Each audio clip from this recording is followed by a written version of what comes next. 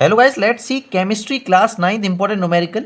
How much water should be mixed with 12 ml of alcohol so as to obtain 12% alcohol solution?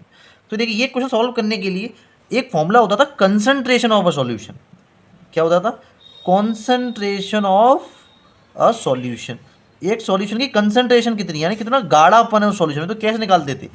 ये निकलता था ऐसे, mass of solute upon, अब यहाँ पे मास ऑफ सॉल्वेंट नहीं आता था, यहाँ आता था मास ऑफ सॉल्यूशन इनटू 100. तो ये परसेंटेज में निकलता था.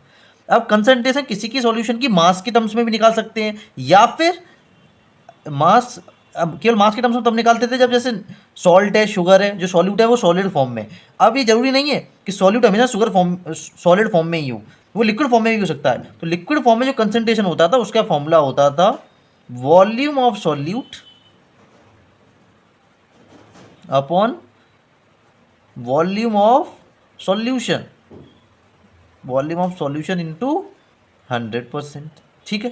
तो देखिए ध्यान से देखिए, इसमें यही दे रखा है. क्वेश्चन क्या दे रखा है कि 12% कंसंट्रेशन, 12% कंसंट्रेशन का सॉल्यूशन एल्कोहल सॉल्यूशन बना हुआ है. कब बना है? जब 12 सॉल्यूट, इसमें एल्कोहल है, एल्कोहल वाटर मिलाई, जब 12 ml एल्कोहल, ठीक है, सॉल्यूट एल्कोहल है, 12 ml एल्कोहल में कितने वाटर में मिलाऊं. तो ये अभी वॉल्यूम ऑफ सॉल्यूशन किससे मिलके बना हुआ? एल्कोहल से, वाटर से.